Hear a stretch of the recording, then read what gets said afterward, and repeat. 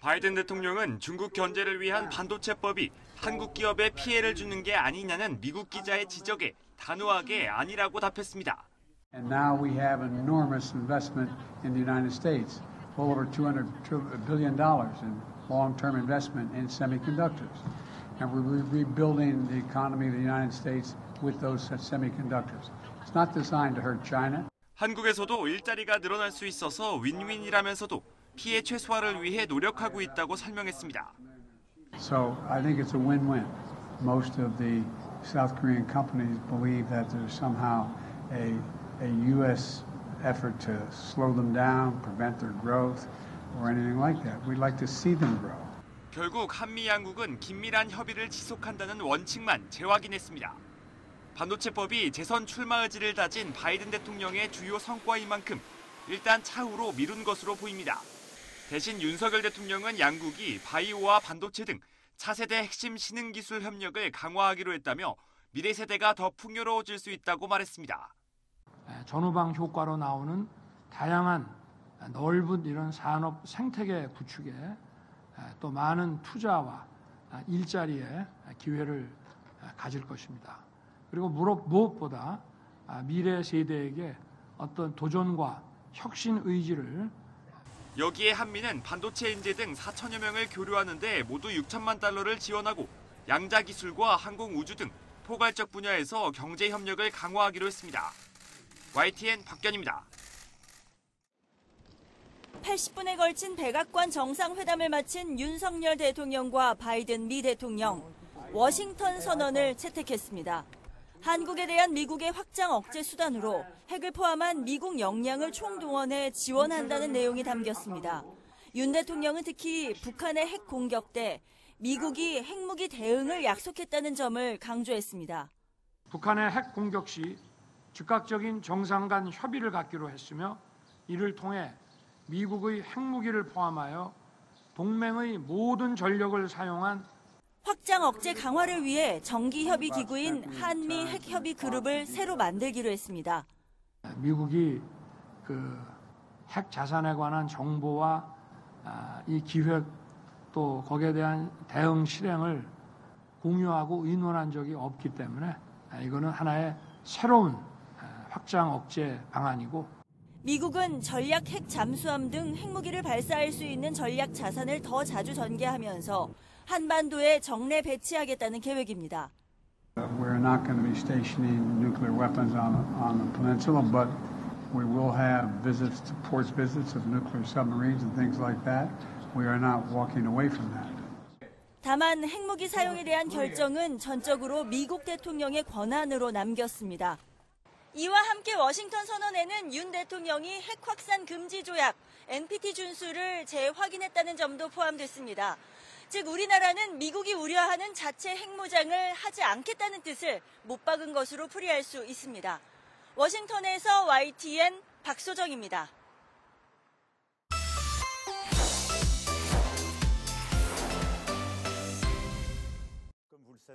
에마뉘엘 마크롱 프랑스 대통령은 격렬한 항의 시위 속에서도 최근 연금개혁 법안에 서명했습니다. 우리나라 헌법재판소 격인 프랑스 헌법위원회가 정년을 기존 62세에서 64세로 연장하는 연금개혁 법안 합헌 결정을 내린 이튿날 서명하며 법제화를 마쳤습니다. 인기를 잃어도 국익을 선택하겠다며 정치 생명을 건 정면 돌파를 해낸 겁니다. Mais entre les sondages et le court terme et l'intérêt général du pays, je choisis l'intérêt général du pays. Et s'il faut derrière endosser l'impopularité aujourd'hui, je l'endosserai. 연금개혁 강행 이후에도 항의 시위대는 마크롱 대통령을 따라와 냄비를 시끄럽게 두드리거나 전기 공급을 차단하는 방법 등으로 행사를 방해하고 있습니다. 마크롱 대통령은 자신이 가는 곳마다 등장하는 냄비 시위에 주방 용기 소리로 상대 목소리를 덮어버리는 것은 민주적인 삶의 훌륭한 제스처로 보이지 않는다며 반대와 분노는 전적으로 민주적이고 상대를 존중하는 틀 안에서 나와야 한다는 입장을 밝혔습니다. 프랑스 정부는 국명전환에 나서 앞으로 100일 동안 추진할 노동, 물가, 공공서비스 개혁안을 발표했습니다. 노동부문에선 임금을 올리고 오는 6월에는 완전고용 달성 법안을 제출하기로 했습니다. 에너지 가격 인상 제한을 유지하고 최저시급을 앞으로 1년 안에 최소 6% 인상하며 친환경 산업법안도 다음 달 중순 발의하기로 했습니다. 모든 교사 급여를 올리고 간호사 등 의료진 채용을 확대하며 혼잡한 응급의료 서비스를 개선하겠다고 밝혔습니다.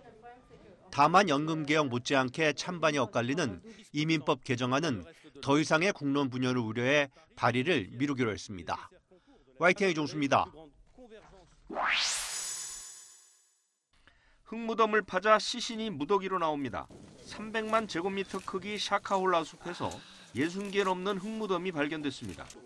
지금까지 3분의 1가량 수색했는데 벌써 90명 넘는 사망자를 찾았습니다. 이른바 기쁜 소식 국제교회란 종교 집단의 신도들입니다.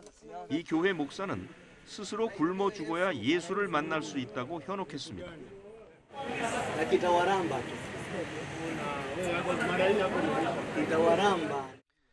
주민들이 사라진다는 제보로 수사에 나선 경찰은 맥켄지 목사를 체포한 뒤 수색에 나섰습니다. 접수된 실종자만 212명입니다. 일부 신도를 구했지만 죽을 때까지 기도하겠다며 물과 음식을 거부하는 사람도 적지 않습니다. 맥켄지는 지난 2017년 아이들을 학교에 보내지 말라고 강요한 혐의로 체포되기도 했습니다. Paul Mackenzie, he has several previous different criminal records dating back to 2017.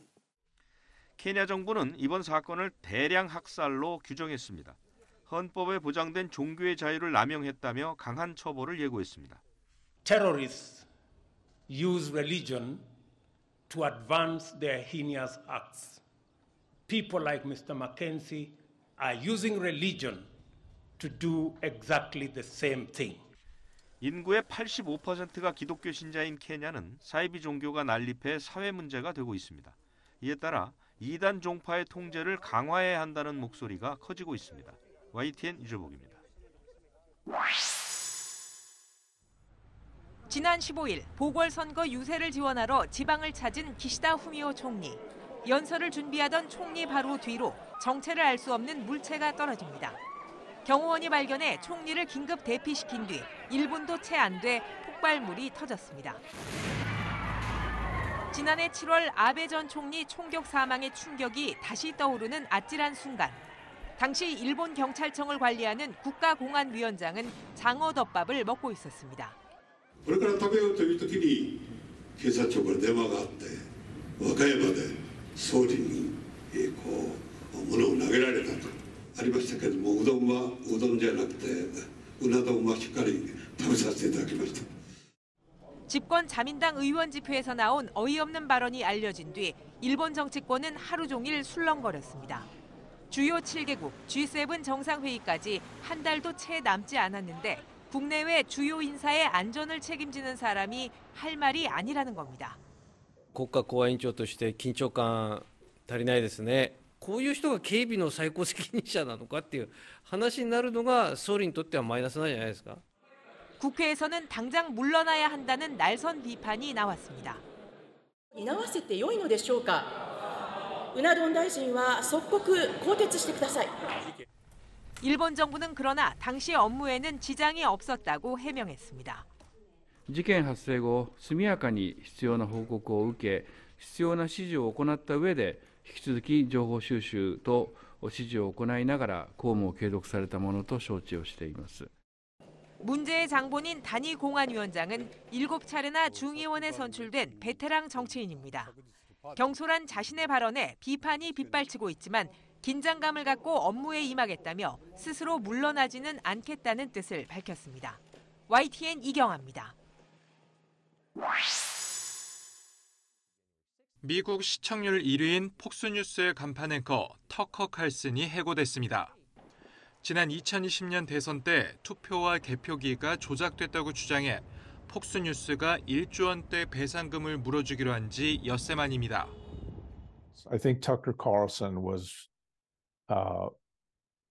had become a liability to the company, a financial liability, obviously. 트럼프 전 대통령과 함께 보수 진영을 이끌며 백인 우월주의와 반이민주의를 앞세워 인기를 끌었던 칼슨은 국회의사당에 난입한 시위대를 순교자로 치켜세우고 어쩔 수 없이 전쟁을 일으켰다며 친러시아적 발언을 했으며 코로나 백신을 나치의 의학 실험으로 불렀습니다. 칼슨의 갑작스러운 해고에 트럼프 전 대통령의 장남은 SNS에 충격적이라며 보수의 두 대표 인물이 함께한 사진을 올렸고 러시아 국영방송의 앵커는 이참에 대선에 출마하라며 응원했습니다. 진보 성격의 CNN은 황금 시간대 뉴스를 진행하던 앵커 돈 레몬과의 계약이 종료됐다고 알렸습니다. 레몬은 17년 동안 일했는데 경영진 가운데 누구도 자신에게 먼저 얘기해주지 않았다며 불만을 표해 사실상 퇴출당했습니다.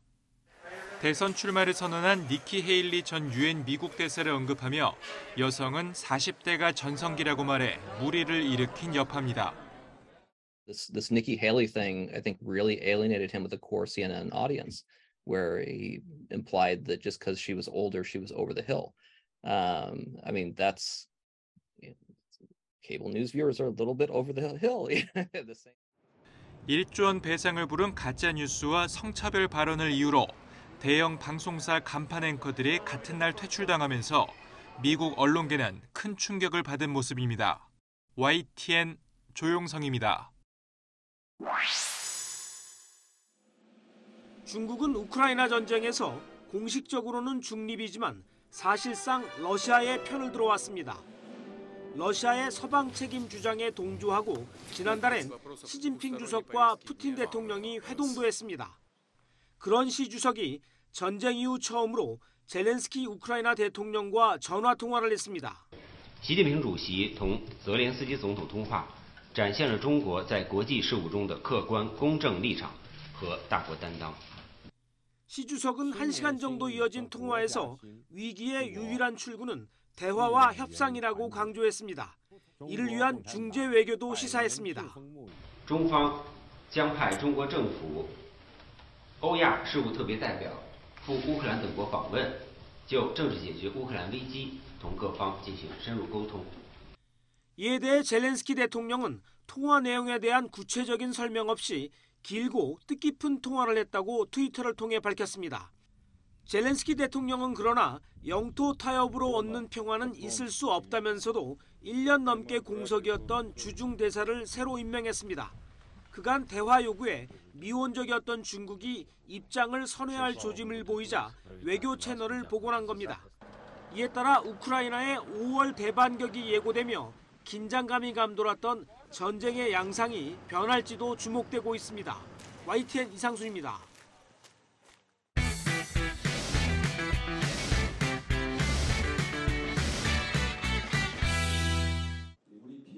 전세 사기 특별법의 지원 대상은 6가지 요건을 모두 충족하는 임차인이어야 합니다.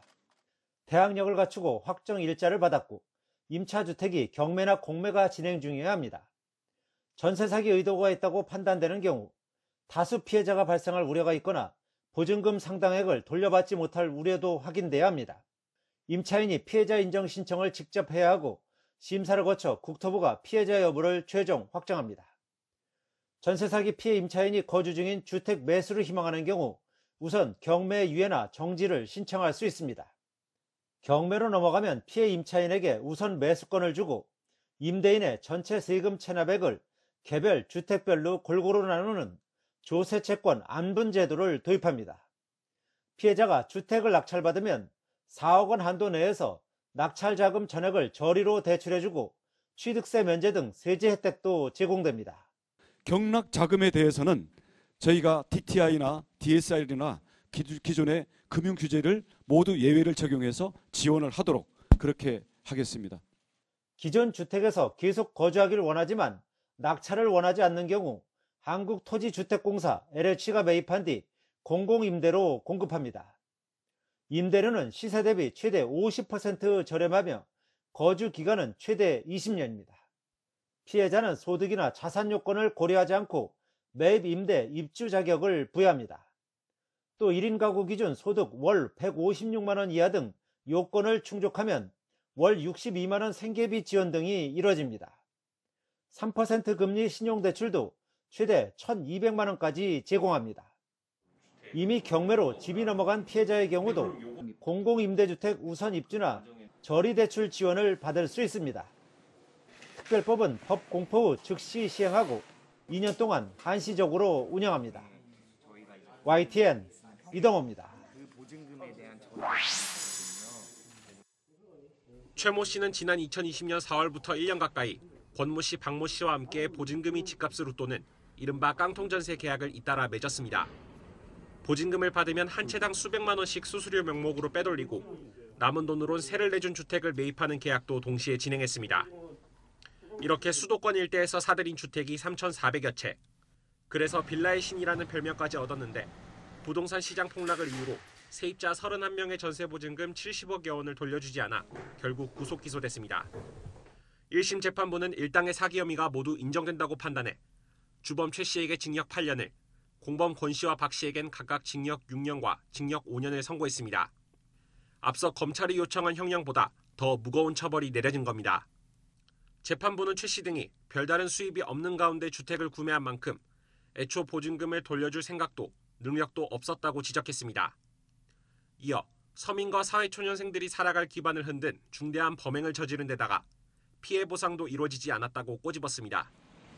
피해자들은 사기 행각이 유죄로 인정된 건 다행이라면서도 자신들이 겪는 고통과 비교하면 여전히 처벌 수위가 낮다며 분통을 터뜨렸습니다. 사기 쳐갖고 돈 많이 어디에다 감춰놓고 8년 선고만 봐도 나온 다음에 남부럽지 않게 살 수 있잖아요. 근데 전세 피해자들은 그 돈이 어떻게 보면 직장생활하면서 모든 돈인데 또 이들 일당에게 범죄단체 조직죄가 적용돼야 한다고 목소리를 높였습니다. 범죄단체 조직죄를 같이 적용을 해서 할 수 있는 부분이 있다면 그것도 적용을 해서 최대한 형량을 많이 받게 하는 게 저희 피해자들은 그게 지금 바람입니다. 이런 가운데 경찰은 최 씨 일당에게 보증금을 떼인 세입자가 300여 명, 피해 금액은 600억 원대에 이른다고 보고 추가 수사를 이어가고 있습니다. YTN 김태원입니다. 지난 2014년 29살에 결혼한 A씨 부부는 인천에 있는 오피스텔에서 첫 보금자리를 마련했습니다. 전세 계약 당시 집에 근저당 1억 8천만 원이 걸려 있었지만 의심도 잠시뿐. 법인 임대인과 공인중개사가 전세 보증금을 받으면 근저당을 낮춘다는 특약을 넣겠다며 새내기 부부를 안심시켰습니다. 부부가 어렵게 모은 3천만 원에 대출금 6천만 원을 보태 9천만 원을 건넸지만 5달 뒤 날아든 건 집이 경매에 넘어간다는 통지사였습니다. 황당했죠. 이제 신혼집으로 들어온 건데 전세자금 대출도 받아서 들어간 건데 이런 일이 생기니까 참담한 마음이었죠. 진짜 괴롭기도 하고. 알고 보니 사채를 끌어당겨 오피스텔 수채를 매입했던 법인 임대인은 이미 다른 임차 보증금도 반환을 하지 못한 상태였습니다. 회사 명의 계좌가 넘어간 상황에서도 부부를 속여 전세 계약을 해 돌려줄 의도가 없었던 겁니다. 2년 뒤 결국 법정에서 사기죄가 인정돼 임대인 측 2명은 실형까지 확정받았습니다.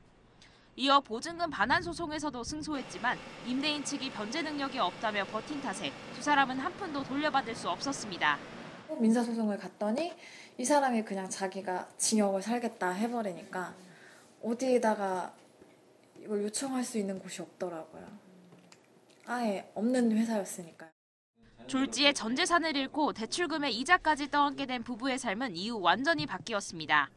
늘어난 빚에 개인회생 절차에도 들어갔고 2년 가까이 이어진 송사를 쫓아다니느라 자동차 정비사였던 남편은 직장을 그만둬야 했습니다. 개인회생을 이제 들어가고 나니까 이제 쉽게 이제 제 명의로 된 통장 하나 만들 수 없는 상황이었잖아요. 그래서 쉽게 그냥 회사는 내 꿈도 못 갔고요. 그래서 택배 알바도 해봤고요. 뭐 상하차 그리고 세차, 뭐 광택일, 여러 뭐 일용직, 뭐는 노가다 이런 것도 해보고. 지난해 부부는 5년 만에 빚을 모두 갚았지만 최근 잇따른 전세 사기 피해 소식이 남의 일 같지 않습니다. 자기들이 피해를 입은 9년 전과 달라진 게 없다는 겁니다.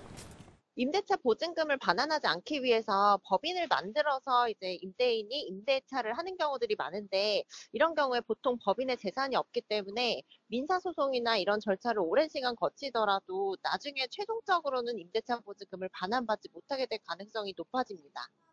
장기간 소송까지 어렵게 이겨도 보증금을 쉽게 되찾기 어려운 구조에 피해자들의 한숨만 커지고 있습니다. YTN 박정현입니다. 경기도 시흥에 있는 D회사. 경량철골 자재류를 생산하는 곳인데 이 분야에선 선두주자로 꼽힙니다. 그런데 이 회사가 수년 동안 KS 인증 규격에 맞지 않는 자재를 생산해 각종 공사 현장에 납품했다는 내부 폭로가 나왔습니다. 철의 산화를 막는 아연 함량이 KS 기준치보다 떨어진다는 걸 알면서도 원가 절감을 위해 중국산 원재료를 가져와 물건을 만들었다는 겁니다. 지난 15년간 이 불량자재를 사용했다는 내용을 저는 이 회사의 대표와의 대화를 통해서 직접적으로 알게 된 것이고요. 어떨 때는 자랑스럽고 그렇게 이야기하기도 했습니다. 그렇게 했기 때문에 이렇게 우리 회사가 돈을 많이 벌게 된 것이고. 경량 철골 자재의 아연이 부족하면 녹이 잘 슬고 불에도 잘 타기 때문에 건축물 안전에 위협이 될 수밖에 없습니다. 때문에 KS 규격을 관리하는 국가기술표준원은 이 자재의 최소 아연 함량을 120 이상으로 규정해놨습니다. 그런데 이 회사가 제품을 댄 경기도 양주 회천과 의왕 초평의 LH 아파트 공사 현장에서 경량 철골을 채취해 분석해봤더니 120이 기준인 아연 함량은 반토막 수준에 불과했습니다. 여기서 끝이 아닙니다. YTN이 확보한 이 회사가 최근까지 관련 자재를 납품한 주요 공사 현장 리스트입니다. 대기업 건축회사들과 계약을 맺고 서울 마포와 명일, 경기 광교와 성남 등의 유명 아파트와 백화점 건축 현장에 자재를 납품했다는 걸 확인할 수 있습니다. 여기에도 중결함 수준의 부실 자재가 공급됐을 가능성이 있는 상황. 공급업체 대표는 국내 자재 수급이 어려워 저렴한 중국산 자재를 쓰는 게 관행이라고 해명했습니다. 수입하다 보니까 조금 모질게 되고 80 나올 때 있고 제가 막 90도 100도 나오고 있는데 120까지는 안 나오거든. 이거 전부 다 수입해서 쓰지 우리 국산 쓰는데 한 사람도 없거든요. 신고를 받은 국민권익위원회는 경기남부경찰청과 산업통상자원부, 국토교통부에 해당 내용에 대한 조사를 의뢰했습니다. 경찰은 지자체의 직권조사 결과가 나오는 대로 건설산업기본법 위반 여부 등을 따져볼 방침입니다. YTN 강민경입니다. 학교폭력 대책에서 첫 번째로 꼽힌 정시 불이익 조치가 지금 고등학교 2학년이 시험을 치르는 2025학년도 대입부터 현실화됩니다. 가톨릭대와 건국대, 경북대, 고려대, 서울대와 한양대 등 21개 대학이 정시에서도 학교폭력 조치 사항을 반영하기로 했습니다. 학생부 교과 전형에선 27개 대학, 실기 실적 전형에서도 25개 대학이 감점을 주고 체육 특기자 전형은 모든 대학이 학교폭력 가해자에게 불이익을 줍니다. 3월 초면은 대학 입시에 관한 모든 계획들이 다 완성된 상태라서 이렇게 시급한 상황이 돼도 반영하겠다고 나온 대학들이 있기 때문에 그것들이 좀 실효성 있게 반영될 것 같습니다. 문과생의 이과 교차 지원을 막던 필수 선택 과목 조건은 완화됐습니다. 의대나 공대, 자연계열 지원 자격에 필수 선택 과목을 없애서 문이과 통합 선발하는 대학이 17곳 늘었고 수학 미적분과 기하 또는 과학탐구 둘 중 하나만 반영하는 대학도 6곳 늘었습니다. 다만 수학 선택 과목별 점수차와 가중치를 고려하면 이과 강세 현상은 지속할 거란 전망입니다. 과목 지정을 해제해서 문과생들에게 도움은 되지만 실제로 거기다 이제 가산점이나 이런 걸 줄 거기 때문에 과탐이나 미적분 기하 마찬가지로 이게 실제로 얼마나 효과가 있을지는 두고 봐야 되는. 전체 모집 인원은 3,300여 명 줄었고 수시 비율이 79.6%로 최근 5년 중 가장 높습니다. 수시에선 학생부 종합 전형이 줄고 학생부 교과 전형과 논술 위주 선발이 소폭 늘었는데 고려대에서는 7년 만에 논술 시험이 부활합니다. YTN 김연아입니다. 둥근 돔이 자리 잡은 원통형 건물. 주변에는 타워 크레인이 자재를 옮기고 사람들도 분주히 움직입니다. 지난 2016년 공사를 시작해 공정률 86%를 보이면서 완공을 앞둔 세울 3, 4호기 모습입니다. 오는 6월에는 배관이나 설비에 설계 기준보다 25% 높은 압력을 가하는 시험을 앞두고 있습니다. 시험 결과 문제가 없으면 내년에 3호기부터 상업 운전에 들어갑니다. 기존 원전보다 원전 건물 벽체를 두껍게 해 안전성을 높였습니다. 세월 3, 4호기는 신한울 1, 2호기 대비 항공기 충돌에 의한 영향평가를 해서 원자로 건물의 외벽 콘크리트 두께가 15cm 증가한 137cm로 시공되었습니다. 세계시장 공략을 염두에 두고 원전 건설을 검토하는 나라의 전문가도 초대했습니다. 이들에게 현장을 공개해 우리 원전의 우수성을 확인하게 한 겁니다.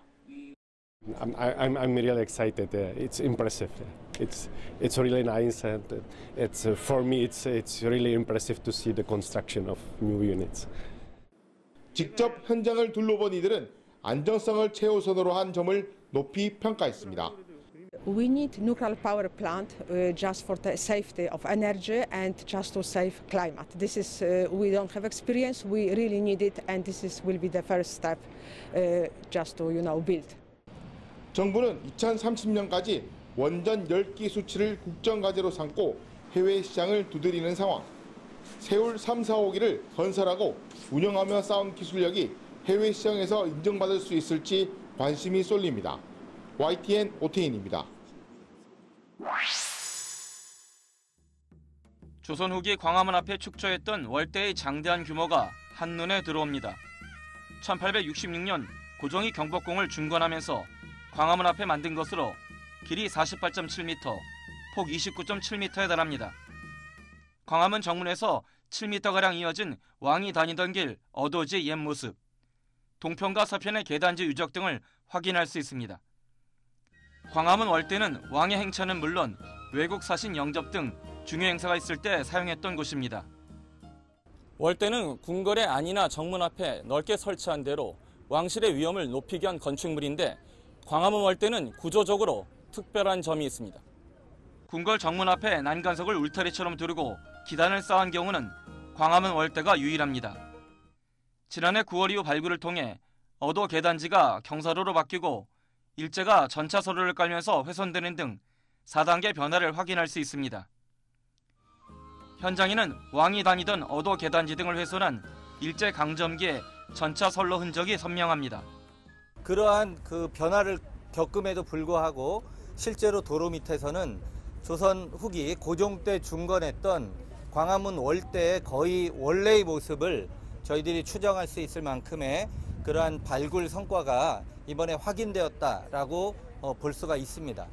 특히 어도 계단지에 좌우에 놓였던 소맷돌을 받쳤던 지대석 등을 확인해 광화문 월대 원형 복원이 탄력을 받게 됐습니다. 우리 청에서 2006년부터 2010년까지 추진했던 광화문 복원 사업이 월대 복원의 완료로 마무리된다고 말씀드릴 수 있겠습니다. 문화재청은 전통 재료와 기법을 적용해 월대를 1890년대 이전 모습으로 복원할 계획입니다. 오는 10월 전면 개방에 맞춰 궁중문화축정 등과 연계해 대대적인 복원 기념 행사를 열 계획입니다. YTN 이교준입니다.